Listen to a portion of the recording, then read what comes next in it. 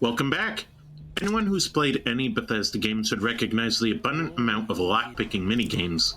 For Starfield and Fallout in particular, having the hacking minigame, thanks to their locations being a bit futuristic. Now, what would happen if the only weapons and items you can use were locked behind these minigames? That's what I'm gonna find out here. The rules for this run are simple. The only weapons, armor, and supplies that I can use must come from a locked-off room or container. 2.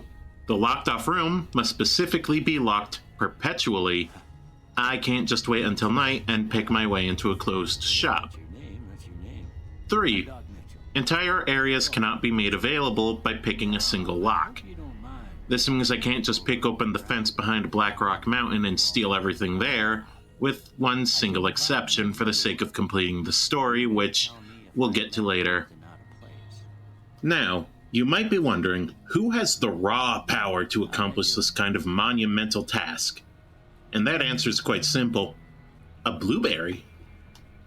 I have no idea what I'll be finding, so I decide for a more generalist build with high luck, perception, and intelligence for as big a boost that I can get to my lockpicking and science skills early on.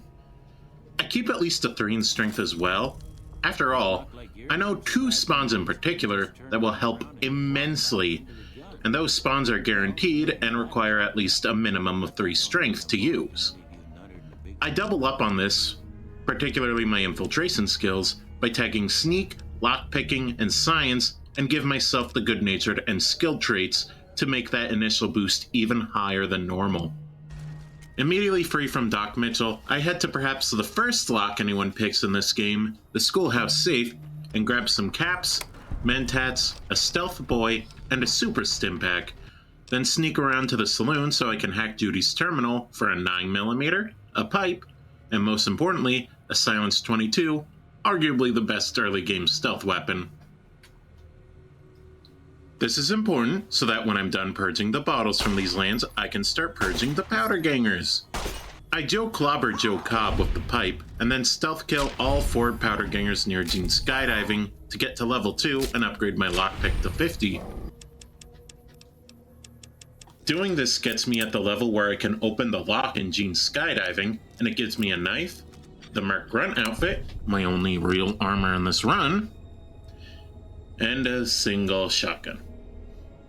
Okay, sure, it's a decent find, and shotguns in this game are really, really great.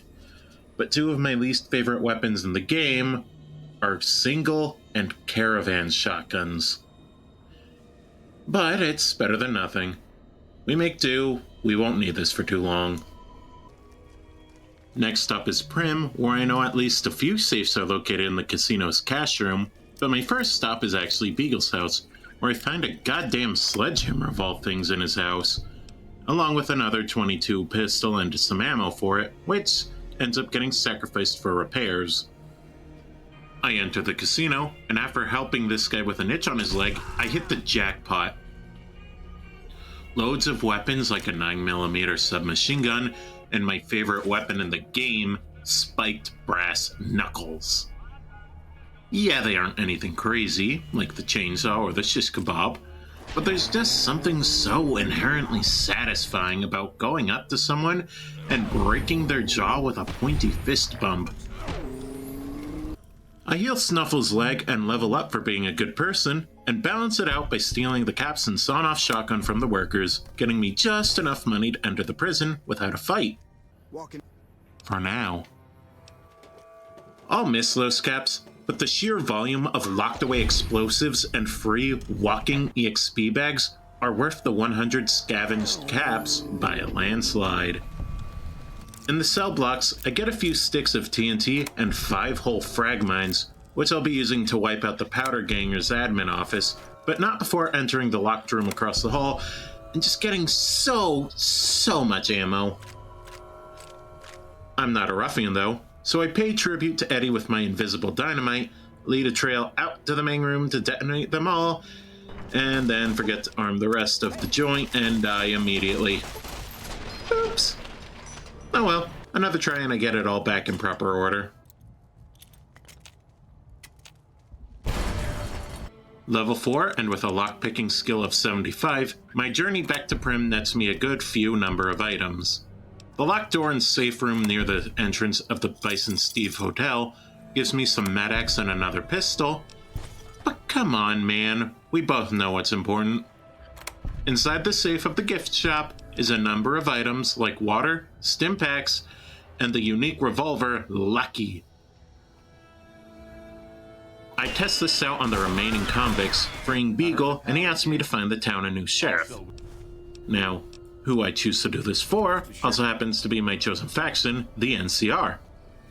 And I actually have a real good reason for choosing them. I need the Platinum chip in order to do any of the other endings, because Caesar, Mr. House, and Yes Man need it to progress through their stories, and not once does it end up in a locked container that I can take it from, meaning this is my only option. Unfortunately for Prim, the iPad baby brain decides that no, we're gonna do our own thing, and head to Good Springs to do the Ghost Town gunfight quest, where I waste some time with Lucky and then crash. Figures. My next stop is Nipton, and I move around the cliff faces to get the jump on some Vipers, when Ringo jump scares me and gives me some caps I can't use, so I kill him in retaliation. How dare he! Nipton holds few locks, so my first stop will be to fight the legendary Guardian Boxcars to get access to the locked second floor, giving me some extra pistol ammo, and more importantly, the legendary Cum Bath. Doubling up on quests for Ghosts and Vulpes, I kinda realize if I get my science skill high enough, I could get a companion that's legal for these rules, Raoul. I mean, I don't, mainly because I forgot about it. And we'll just say that it's because I would have had a very hard time fighting against the super mutants on Black Mountain, as you can see here. This guy took an Indiana Jones to the face and lived. I don't know what I was expecting. If this is what I'm gonna be fighting in the future, I think it's time for a massive boost in power. So I head to the RepCon headquarters and almost spill tea on my keyboard. I specifically don't take the tour so I can pick open the space room and grab the key card, becoming Janet Miller. I then march over to the gift shop's SPAC room and get some flavorful varieties of Nuka-Cola. Next is the office back room, where I find the mother of all loot piles, so many goddamn energy infusion cells, as well as a plasma rifle, which I can use for repairs. There's another unique weapon in here that I want though.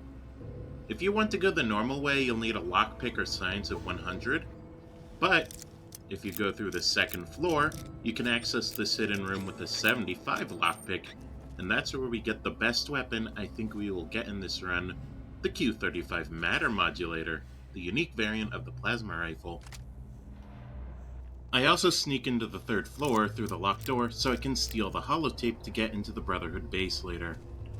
This is the aforementioned stretching of the rules, as it could technically be a violation of the third rule, but remember, the parts to repair their systems are all in locked containers, so I can't side with them today, and Veronica is absolutely not in a locker, so I have to bend the rules slightly for this to work, otherwise I'm stuck since literally every single faction needs me to deal with them in some way.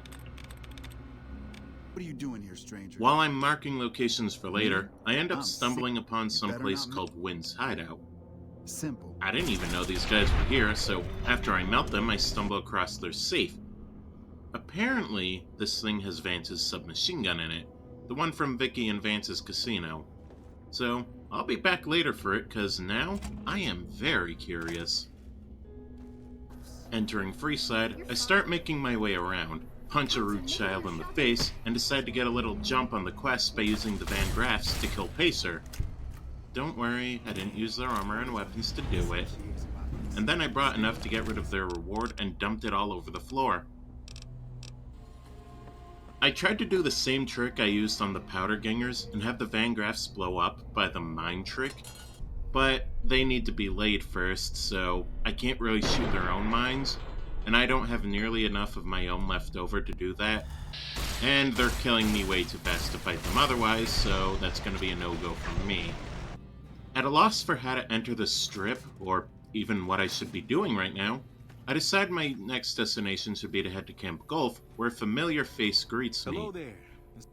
The only reason he isn't dead right now is because there's a group of soldiers right next to him, and I have no idea if they'll try and save him if I shoot him. You win today, Malcolm. You win today.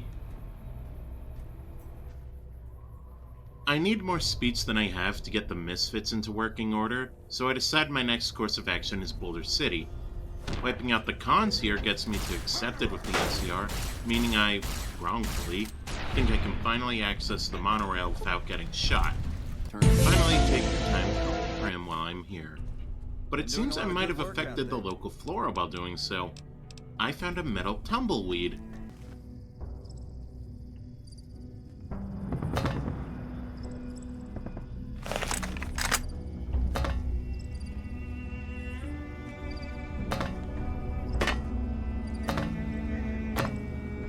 My last level up allows me to get my hands on Vance's submachine gun, and frankly, I'm a little disappointed. It's really not much better than a normal one, and after looking it up, it's got a lower crit rate, which, while still usable thanks to my luck stat, it's kinda disappointing for a luck build. This was really not worth the 100 lockpicking. Although maybe it would have been worth the speech check. After getting my fat back blown out by the NCR guards, I make my way into Vegas, and you know what? Victor's right. It would be smart to see Mr. House personally. Fuck! My withdrawals mean I can't use the terminal. Oh well, guess it's time to go somewhere where I know there is EXP to be had. Since the Winds were so insistent on robbing the casinos with this thing, I decide in their memory to take the submachine gun for a whirl and start ripping through the Omertas. And thanks to the magical teleportation of melee bats, I creep through the teller's window and beat his sorry ass with my knuckle dusters. On top of having this fun, I managed to get my hands on several weapons in the basement, and, after picking open the door to make it legal, a buttload of chems from the chip broker's room. Clearing out the Omertas means I need to heal, though, so I return to my bed in Nipton, and, for some reason, Boxcars is back. Weird. I also remember there's a safe in the Gutsy house, and require extra ammo for Lucky, as well as a spare laser pistol so I can start repairing that weapon, and enough caps to head out and get my addictions fixed. Next is the tops, and I immediately ignore Benny and start robbing rooms upstairs. I want to look good before I finally give Mr. House that warm greeting after all. Now to meet the boomers, and I decide the best way is to use the skills I got and open the metro tunnel locked behind that very hard lock. Except that's a fucking lie, because this place is even worse, thanks to those damn Deathclaws outside, and the fact that this place is overrun with ghouls, and to make it worse, this place isn't even a good way to cross because of how far away you are from when you get out. George, you are a lying piece of shit. Well, I'm out of options and locks to pick, so there's really only one thing I can do. Sell what I have that I don't need, and abuse my luck stat. Let's go gambling! Technically, I'm not getting the caps I earned from a locked door, chest, or crate, but on the flip side, I did get them from the items I obtained that way, so I'm saying that'll count. Besides, I'm not using it to buy any items or anything. I'm using it for the subdermal armor implant. It's not going to help much against the Gauss rifles from the Brotherhood, but it'll definitely help me against the boomers. Plus, raiding the Ultralex's penthouse, freezer, and pantry gets me so much food, and even some stim packs, and a new friend, who I don't want, so I take him back to Daddy. You got me, Trust me when I say, these good deeds will not go unpunished, as Mortimer Mouse inevitably has the last laugh. That's for later, though. For now, a few bullets means I send George running into the boomers to atone for his sins. Speaking of them, though, the moment I am alone with her, I blow Pearl into molten giblets. I can't use the detonator to bring the plane up, not unless Loyal somehow decides to forget it in his locked underwear drawer, so they need to go. I think I might have overprepared for this a little bit, because between the food, stim packs, and modulator, plus a little flamer action, it doesn't take long to get rid of most of the boomers. I was afraid I would fall to their explosive weapons repeatedly, but as it turns out, gathering them all into a single place means they won't be so likely to use their explosive weapons, meaning I can flambe them with no regard for my own safety. Now it's on to the Brotherhood, and this has me in a bind for a hot minute. Full frontal assaults don't work because they keep blowing me up before I can even get halfway through their health, and laying mines won't work because they just don't deal enough damage to punch through the armor. And I can't guarantee stealth because they lock in on me repeatedly. So, I decided to just do it the old-fashioned way and liquefy Ranger Andy, and then realize later on that I could get through with a 100 lockpick skill check. Is that because of the quest, or... You know what, I'm not even gonna bother trying to understand. I try to get hardened placed power to get power armor training, that way I'd be able to get the power armor from the Repcom building, but it never ended up working out since I need the other 3 holotapes to get McNamara's shunted. So I decided to instead have some fun and activate the turrets, and then go ham on the last of the Brotherhood with my spiky knuckles. This is also a good time to mention that apparently not a single damn major faction locks their shit up. So I can't steal any faction armor or weapons, or even any reliable healing sources. God damn it! With them gone, I turn in my quests, and I'm given the job to wipe out the cons, and wipe them out I did. And I noticed something odd. I had a vilified rating with them before, but now I'm neutral? Or at least, they aren't hostile because I entered the Longhouse freely. Hell, I can even one-shot Papa Con in his sleep before turning on the others, and not a single con outside is hostile. Well, either way, I rapid-fire through Moore's quests and end up immediately going through to protect the President. And here's where I fucked up big time. You see, I wanted to do one last supply run, get some healing supplies in case I had to fight the sniper and the legate. So I stopped by Novak to steal them from Cliff. Problem! I didn't know this was a timed mission until afterwards. So when I travel back to the dam, he's dead, I'm shunned, and I can't continue the quest line. You might be wondering, why am I shunned? I have a high rep. I should have been at least liked thanks to completing all of those quests. The answer is Mortimer Mouse. Or more specifically, the cashier. You see, because I thought I could fool the cannibals downstairs with it, I killed and robbed the cashier at the Ultralux. Not only did I not do that, I also ended up breaking the game because there's a bug where the faction armor's karma can stick to other types of armor. A bug particularly common to the White Glove Society, meaning it reset my reputation with everyone to neutral repeatedly. So when Kimball died, I just outright failed the NCR quests altogether. And to make things worse, I forgot to save.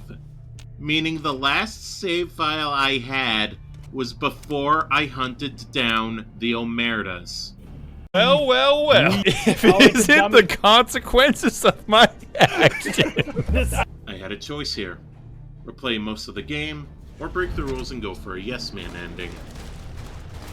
And considering that most of my clothing was broken, and now I couldn't trade with the NCR to get it repaired, I decided I would just end it here. Besides, I got so close I was basically guaranteed a victory at the end, so I can at least feel confident by saying that yes, you probably can beat Fallout New Vegas with only locked away items. I just did not. This run got so painful at times, and it's almost entirely because of healing supplies. I swear, those medical kit boxes just mock me. But, using the matter modulator,